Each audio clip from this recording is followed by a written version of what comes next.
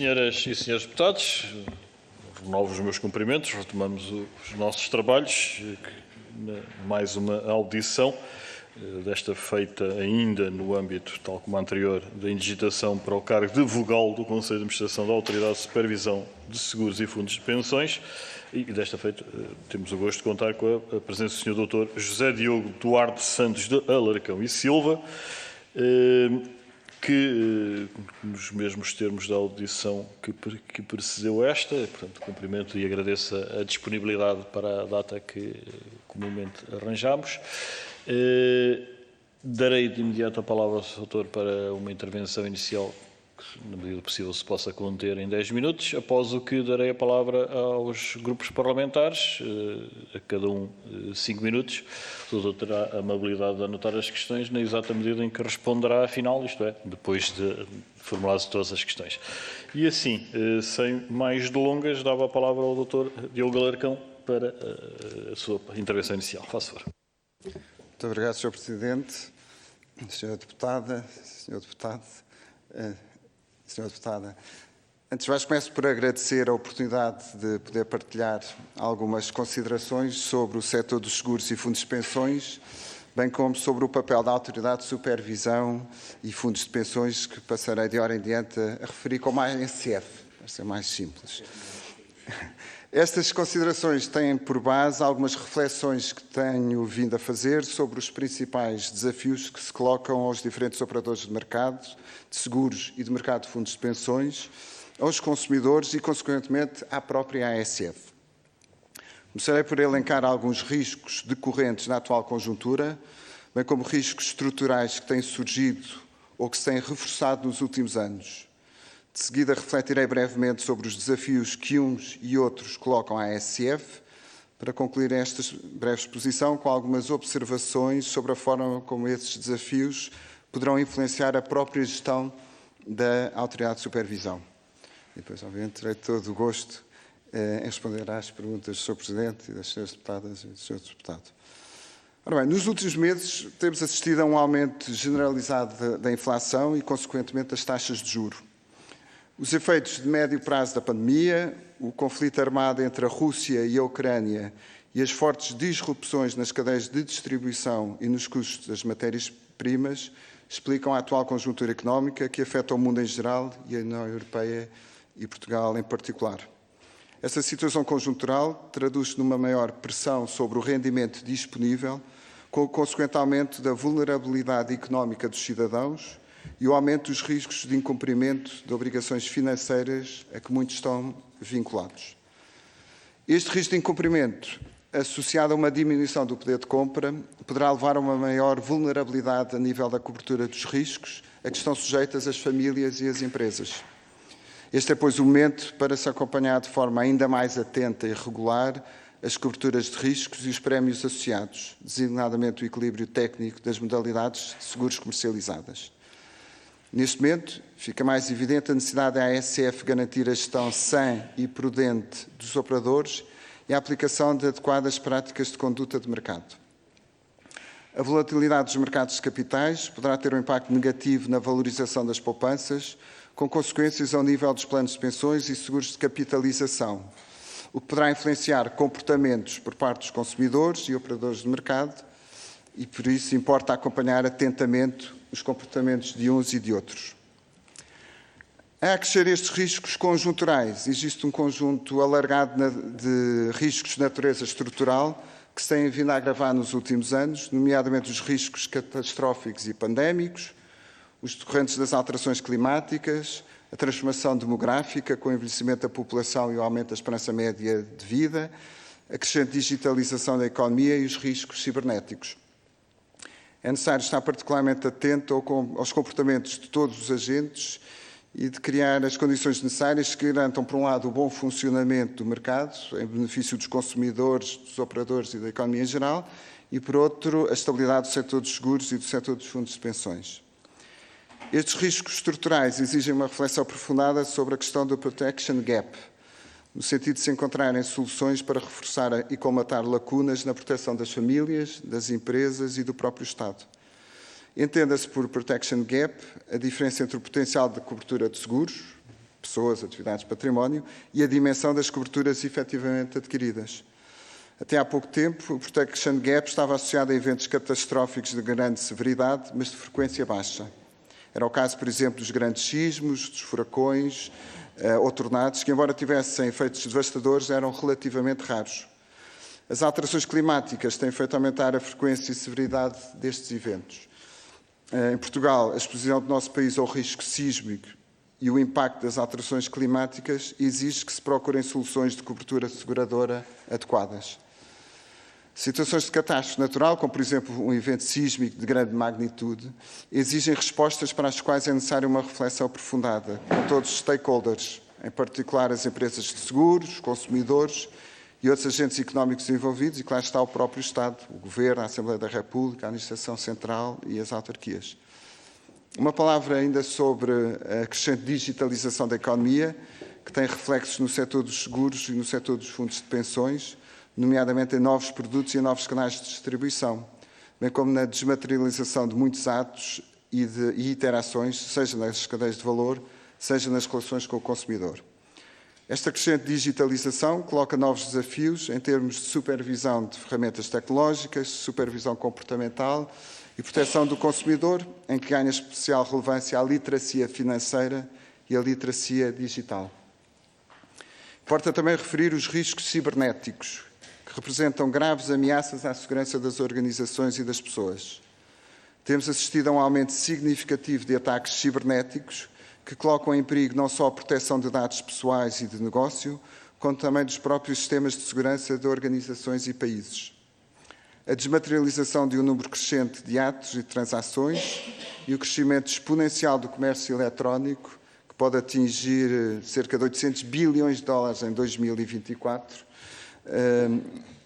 ampliam os níveis de vulnerabilidade das organizações e dos consumidores e explicam o aumento significativo do cibercrime. Portanto, são grandes os desafios que se colocam à supervisão e regulação da atividade seguradora e de fundos de pensões. A crescente digitalização da economia, por exemplo, obriga a um acompanhamento atento da utilização dos canais digitais, que estão a ser usados para interagir com os consumidores, mas também o uso de Big Data, a segurança e a proteção de dados. Para fazer face aos desafios que os riscos estruturais nos colocam, é importante assegurar um acompanhamento eficaz dessas tendências, reforçar a cooperação com as entidades congêneres, nacionais e estrangeiras, bem como com todos os outros stakeholders envolvidos, de forma a assegurar uma maior disseminação e partilha de informação. Isto sem prejuízo da necessidade de garantir o cumprimento, por parte das empresas de seguros, do adequado equilíbrio entre o perfil de risco e os níveis de capital e de liquidez, com vista a assegurar que as mesmas se encontram em condições de cumprir com as responsabilidades atuais e futuras. A volatilidade dos mercados de capital exige uma particular atenção no que se refere às carteiras de investimentos, para que se possam identificar exposições que exijam particular atenção ou riscos que devam ser mitigados. É, pois, necessário que a ASF tenha os meios e políticas que lhe permitam fazer face a estes desafios. Parece-me, desde logo, muito importante uma aposta nas pessoas, garantindo o seu desenvolvimento e valorização. É necessário reter e captar competências, pois só desta forma será possível garantir uma boa supervisão do mercado. Por outro lado, é necessária uma aposta na formação, em novas competências, que permitam dar resposta aos desafios que referi.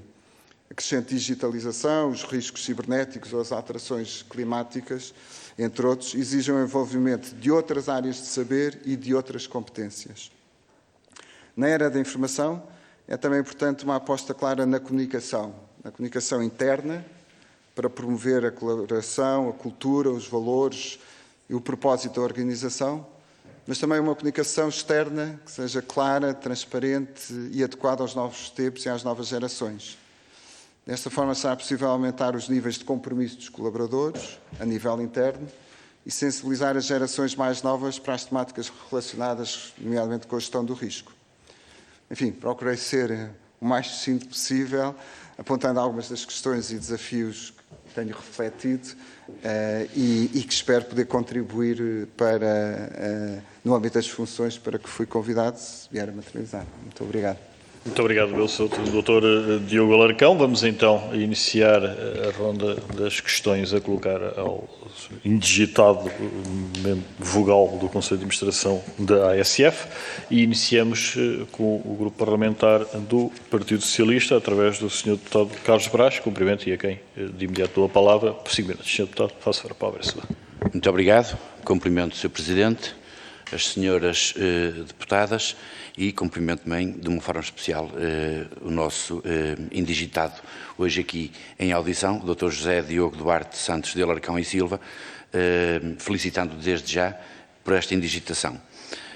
Nós estamos numa audição legal e regimental em que, obrigatoriamente, temos que avaliar o processo de seleção desde o início e nós recebemos-lo, ele está, e demos-lhe a devida atenção, está devidamente instruído com o parecer da CRESAP, está devidamente instruído com o currículo vitae, também com a declaração de incompatibilidades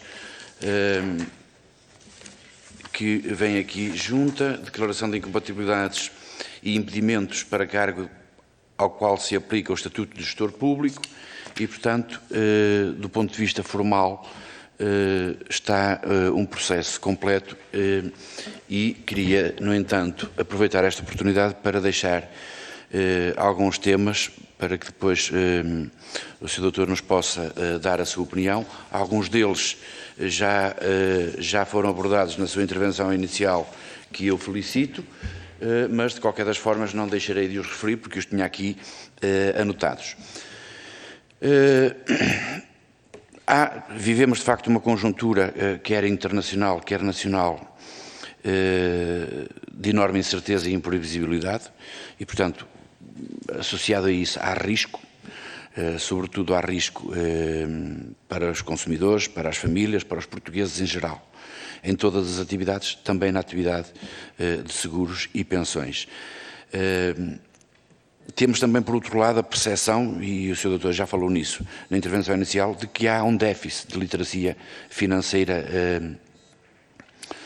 nos portugueses e, portanto, era importante também promover-se algum upgrade, alguma melhoria no conhecimento de causa que as pessoas têm sobre estas matérias e sobre isso deixaria também a oportunidade para que nos dissesse o que é que entende que pode ser feito nesta matéria. As questões das ameaças trazidas pelas alterações climatéricas e os fenómenos climatéricos extremos que são cada vez mais frequentes introduzem também um grau de incerteza e um grau de risco, bem como as questões dos ciberataques que põem hoje em causa e a nu fragilidades quer de pessoas, quer de instituições, quer de empresas e que contribuem também para um aumento do risco da atividade empresarial e até das informações pessoais de cada um de nós. Queria também colocar-lhe uma outra questão que tem a ver com o direito ao esquecimento. A Assembleia da República aprovou ano passado o direito ao esquecimento, mas nós temos tido informações de que tem havido uma deficitária implementação deste direito e que tem havido agravamento de prémios de seguro de vida para pessoas vítimas de doenças graves. E colocava-lhe diretamente a questão o que é que acha disto, desta matéria, que medidas é que devem ser complementarmente criadas e implementadas para que, de facto, seja respeitado este direito. Depois, uma outra questão que tem a ver com o sistema público e o sistema privado de pensões. Nós sabemos que é uma matéria com uma carga ideológica muito grande.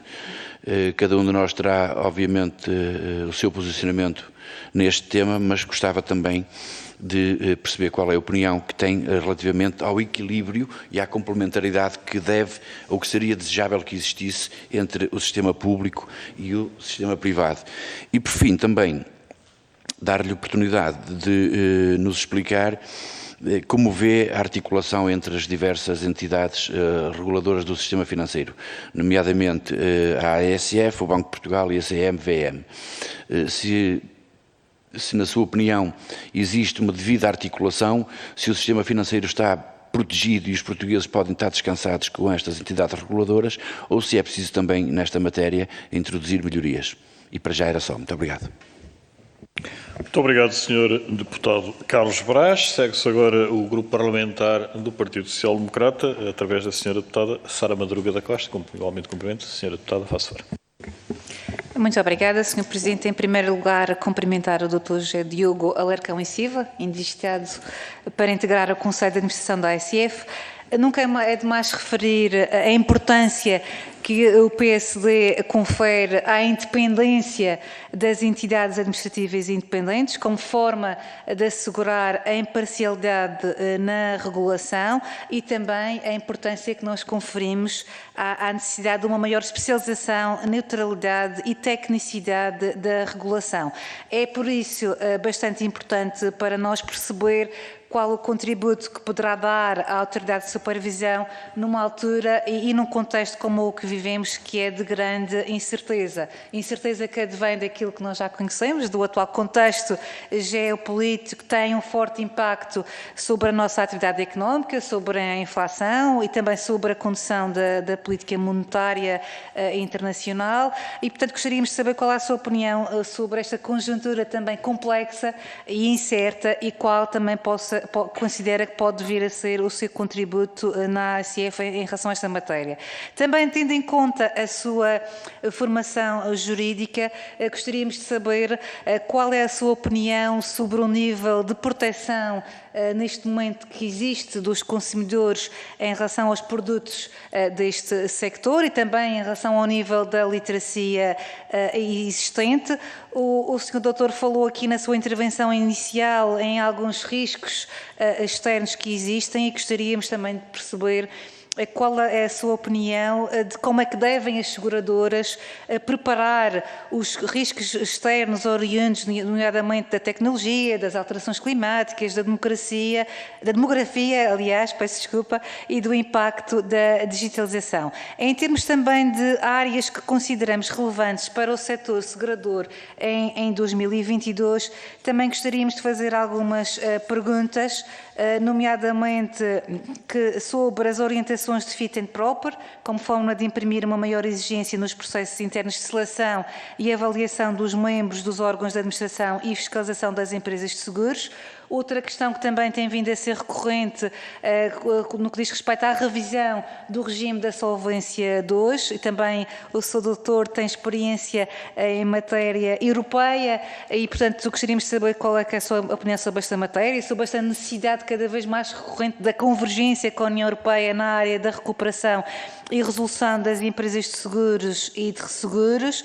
Uma também nota sobre a importância da implementação da VRS 17, do estudo do impacto qualitativo do novo quadro contabilístico.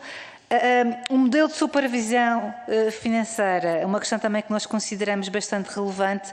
Sabemos que foi anunciada por Mário Centeno uma reforma sobre este modelo de supervisão financeira que nunca avançou. Está na gaveta desde 2019 e gostaríamos de saber se tem alguma opinião relevante sobre esta matéria, se é preciso ou não alterar, fazer a reforma e alterar o sistema da maneira como ele está, se acha que é suficiente ou não, se é preciso fazer a reforma. Quanto também à questão das PEP, que é uma questão também que foi aqui aflorada na audição anterior.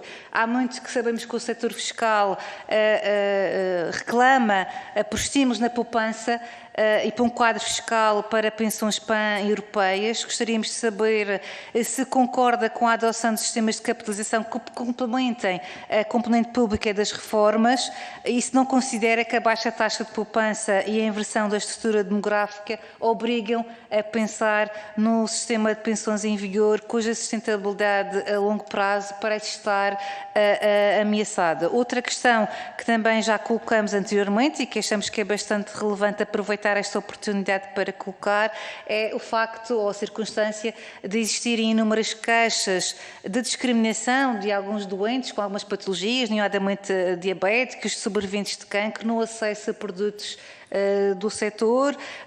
Há situações que reportam agravamento de prémios ou até eventualmente exclusão de hipóteses nos seguros de vida e, apesar do direito ao esquecimento, a verdade é que continuam a proliferar situações de discriminações no acesso a estes produtos e é para nós fundamental perceber qual poderá ser o papel da ASF nesta matéria para que a lei e para que o direito ao esquecimento sejam efetivamente cumpridos e que seja possível, por exemplo, renegociar valores dos prémios como novas seguradoras e, ao fim e ao cabo, proceder ao efetivo cumprimento da lei que foi aprovada em relação a esta matéria. Muito obrigada. Muito obrigado, Sra. Deputada Sara Madruga da Costa. Dou agora a palavra ao Grupo Parlamentar do Partido de Iniciativa Liberal, Sra. Deputada Carla Castro. Faça favor. Obrigada, Sr. Presidente. Senhores deputados, agradeço em especial a vinda do Sr. Doutor e fazer aqui algumas perguntas, então, para termos algumas visões também sobre o mandato e sobre o setor. O primeiro ponto que nós hoje já temos debatido e que está muito em debate público, todo o tema associado às poupanças, reformas e à sustentabilidade da segurança social. Já aqui referi também o profundo papel social e de literacia do setor segurador em relação às reformas. Gostaria de saber como vê a atual conjuntura, todo o debate à volta da insustentabilidade da segurança social e, em particular, de um possível pilar de inclusão de pilares de capitalização. Também já tive a ocasião de eu me mostrar surpreendida com a surpresa no debate público sobre as percentagens das reformas atuais dos atuais contribuintes, porque isto é algo que já está perfeitamente consolidado, infelizmente, já há muitos anos na atividade seguradora e, portanto, gostava de saber também um pouco a sua opinião sobre isso e, em relação ao PPR europeu, o chamado PPR europeu, que balanço e desafios faz para Portugal, quer do ponto de vista de clientes, quer do ponto de vista das seguradoras. Ouvindo atentamente a introdução, há aqui alguns termos que eu acho que podem ser interessantes do ponto de vista do próprio papel do Parlamento na relação com a potenciação do papel com a ASF, nomeadamente a atividade seguradora passou por muitas alterações recentemente, solvência, RGPD, regimes jurídicos de distribuição, para além de toda a componente de comportamento de consumidor, transformação digital, etc. Eu gostava de saber, em concreto, se vê, do ponto de vista do quadro legislativo, alguma ou intervenção da Assembleia ou algum escrutínio para com o Governo que seja importante para a atividade da ASF. Tal como falou a atenção em relação aos canais digitais, eu daria aqui um passo adicional em relação a insurtechs e novos players, novos modelos de negócio, como é que vê como desafios, preocupações ou atenções neste mandato em relação a uma agenda ou não de modernização, de inovação e de barreiras à entrada de novos operadores, nomeadamente estes tipos de negócios. Gostaria de perguntar, em relação à independência da ASF, este é um tema que para nós é muito caro, ao contrário do que alguns oponentes políticos por vezes dizem, nós somos profundamente defensores de regulação e supervisão adequada, só assim é que os mercados podem ser efetivamente livres. Em vésperas do Orçamento de Estado, algo que nos preocupa bastante é a possibilidade de algo que tenha ocorrido e que, nomeadamente, tem sido alvo de críticas da Sra. Presidente Margarida Correia de Aguiar, que é os orçamentos cativados. Uma coisa é a independência financeira em papel, outra coisa é a independência funcional, efetivamente. Gostaria de saber se tem preocupações a este nível e se vê alguma medida que encontra como possível para reforçar a independência da ASF, que deve ser algo que nos preocupa em todas as frentes. Por fim, um tema que também falei com a anterior futura colega, que é sobre a ADSE. A ADSE é, na prática, uma seguradora de doença, ou, como aqui temos falado também comercialmente, uma seguradora do mercado de saúde, e como é que se deve olhar para este tema e se deve haver ou não neste mandato uma agenda e se o regulador deve olhar para isto.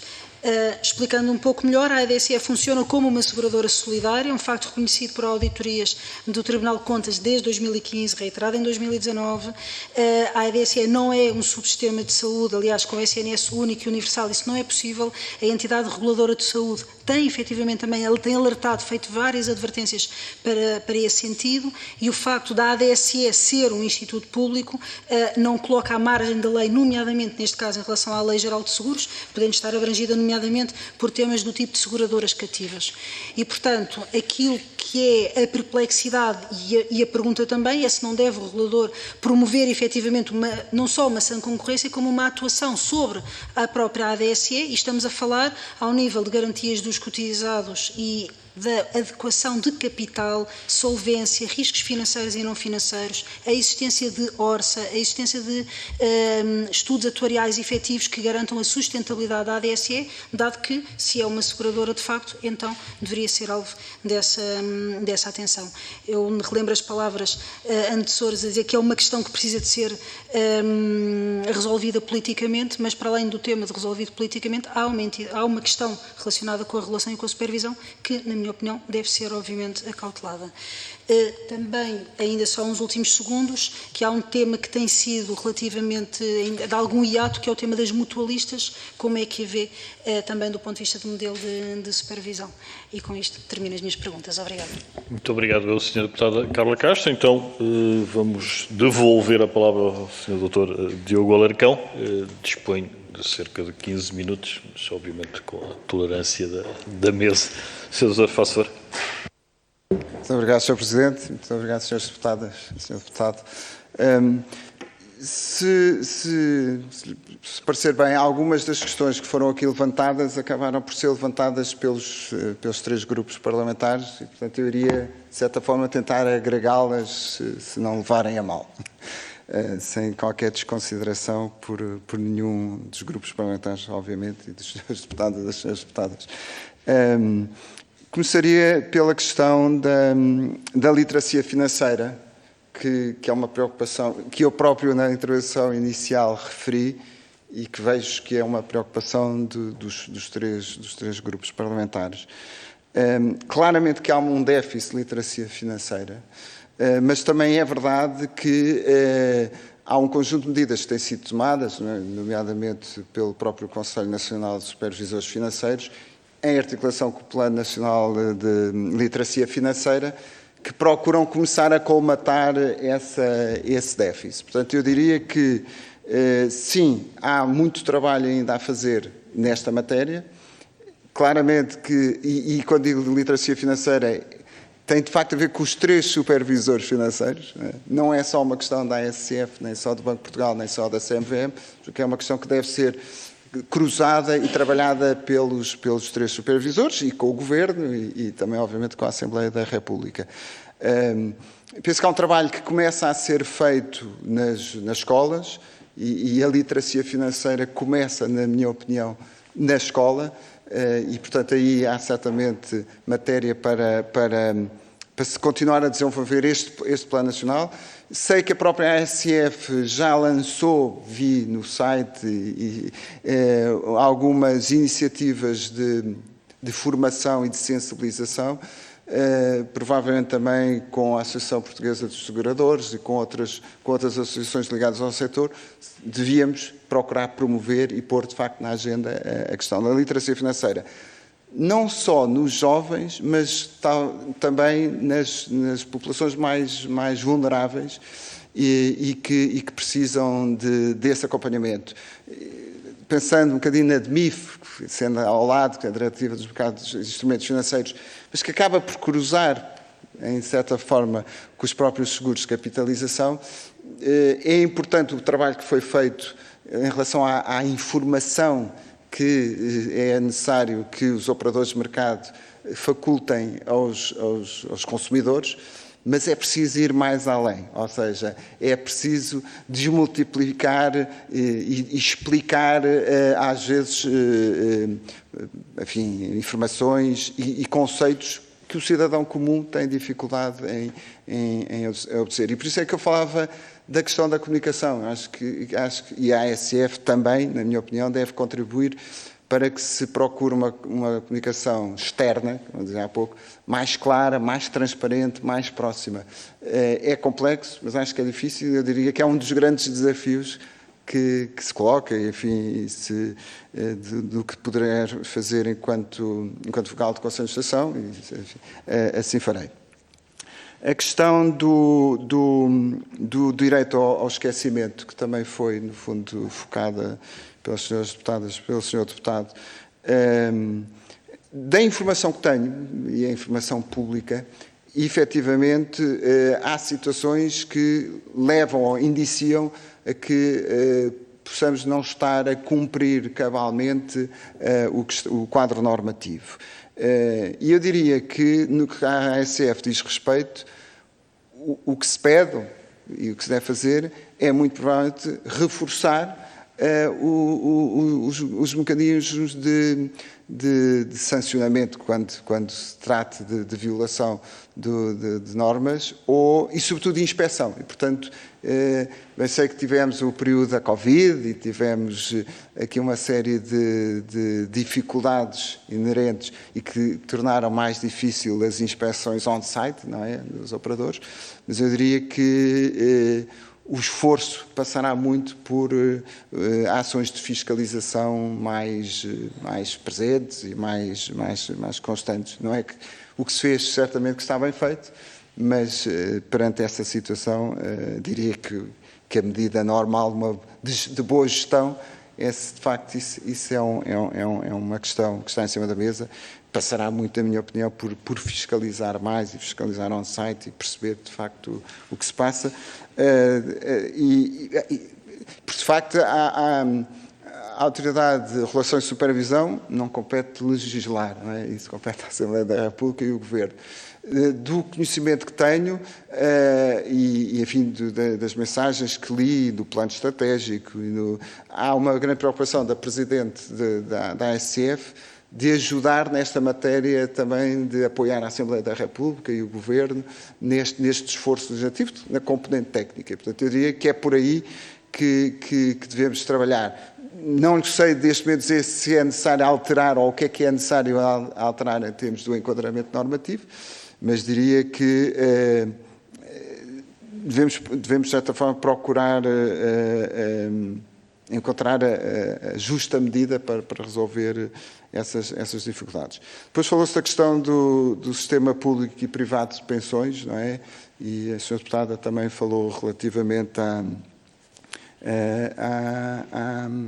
à questão do PEP. E a Sra. Deputada também. Na minha opinião, os 3 pilares são absolutamente complementares e necessários, o pilar 1, o pilar 2 e o pilar 3.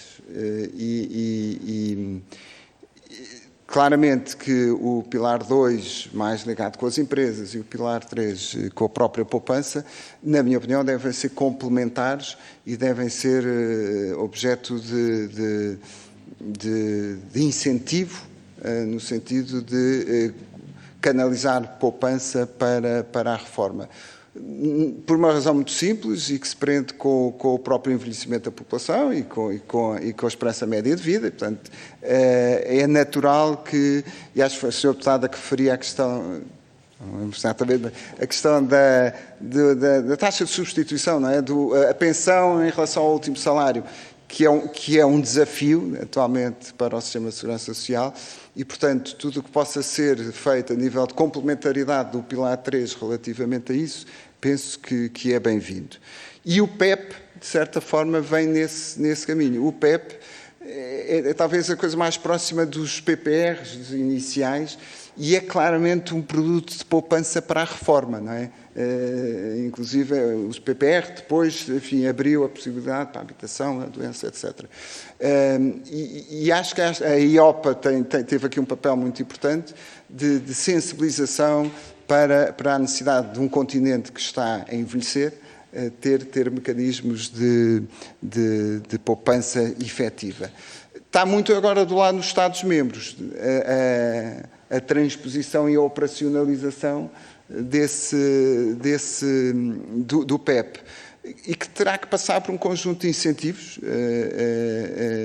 para que o que seja o esforço de poupança possível fazer pelos cidadãos seja incentivado, enfim, incentivos fiscais ou outros, mais uma vez, o que não compete à Autoridade de Supervisão e Fiscalização pronunciar sobre que incentivos a tomar, mas eu diria que eventualmente terá também que passar por um quadro normativo que incentive isso, sem prejuízo da defesa, obviamente, do Pilar 1 e do Sistema de Segurança Social, que é universal e que é fundamental e que tem que ser preservado, mas que diria que foge um pouco a Segurança Social ao regime de supervisão e regulação da ASF. E pegava com o Sr. Deputado, falou da questão da mutualista, das mutualistas.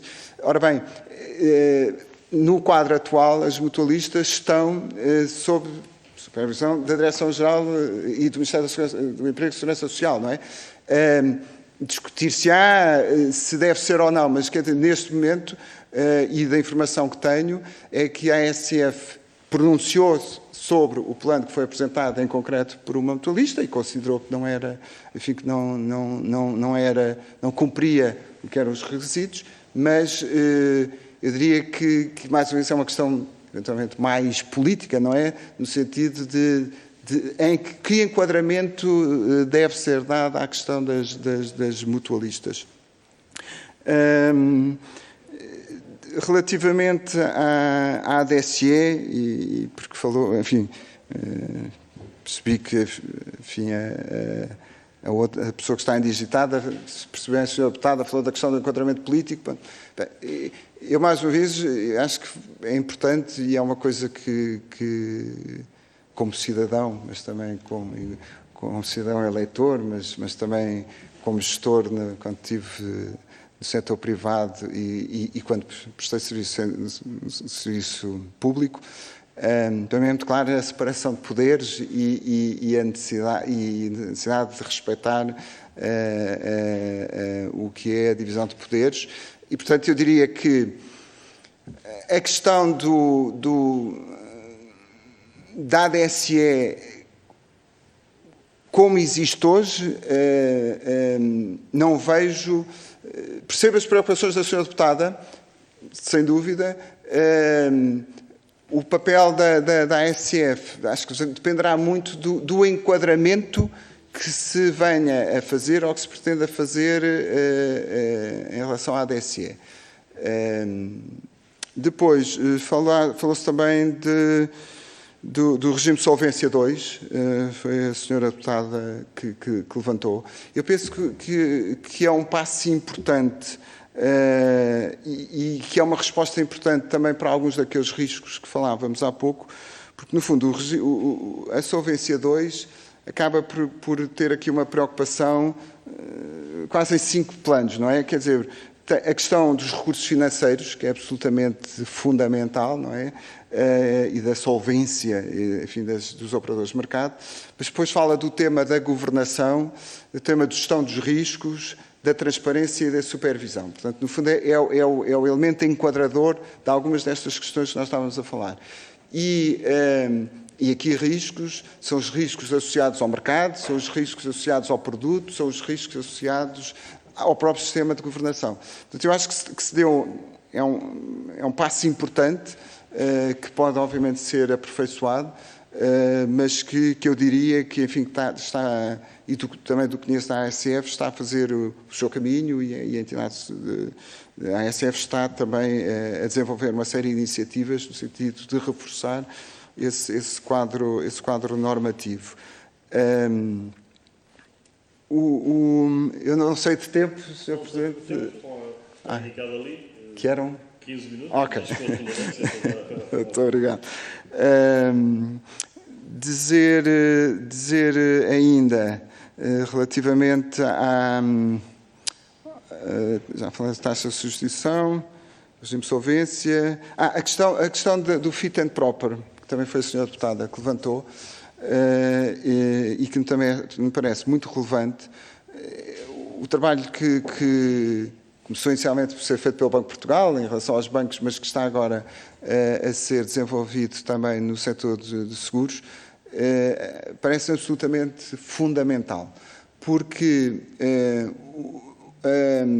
a salvaguarda dos interesses dos consumidores, mas também da estabilidade do próprio sistema, passa efetivamente muito pelos modelos de governo dos operadores. e passa muito por esse escrutínio relativamente ao papel que os administradores devem ter, a idoneidade, a independência que os administradores devem ter.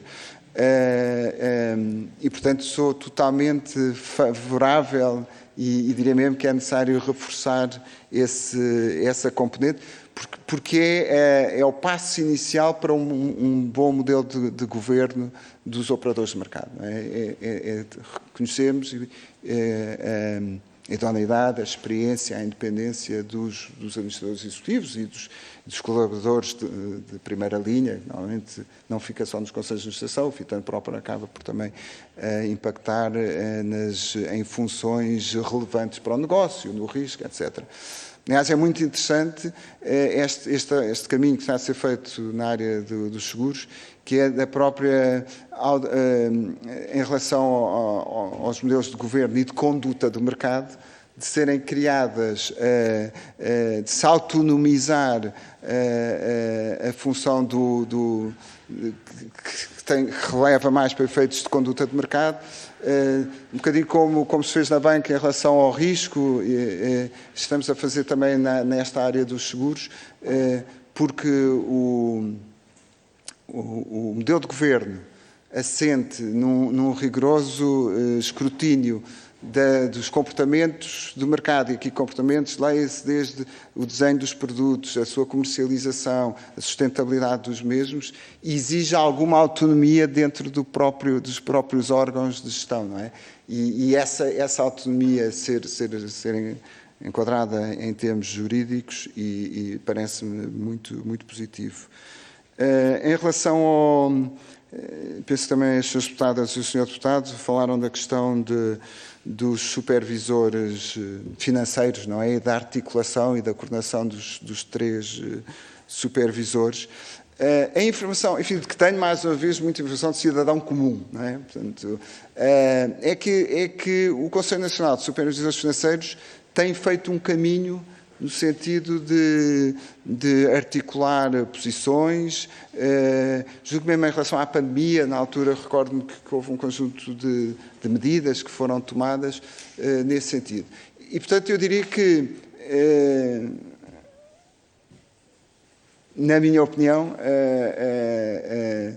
os reguladores como existem estão bem, acho que faz sentido existirem os três reguladores.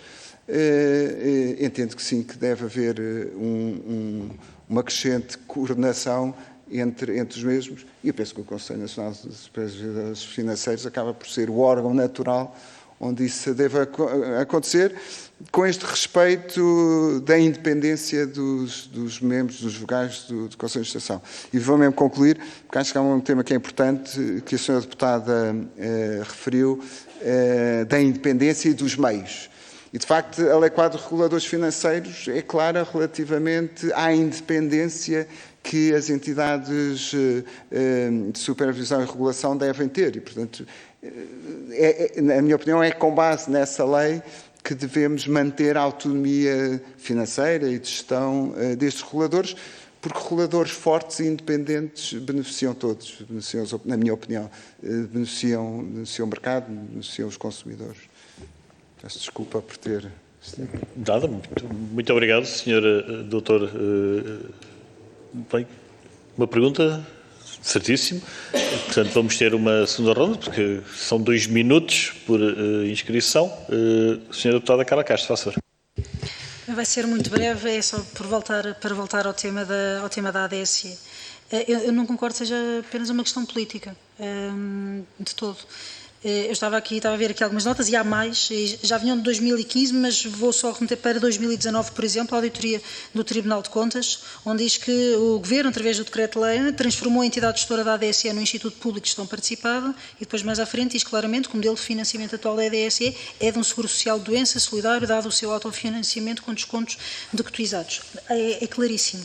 Tal como também é claro que há diversas componentes legais, por exemplo, a Lei 147 de 2015, nós temos temos o conceito, por exemplo, de uma empresa de seguros cativa, que é uma empresa que não tem de ser, portanto não está constituída como seguradora, uma empresa de seguros detida por uma empresa financeira, que não seja uma empresa de seguros ou resseguros, ou por uma empresa não financeira, cujo objeto consiste em fornecer uma cobertura de seguro exclusivamente e por aí fora.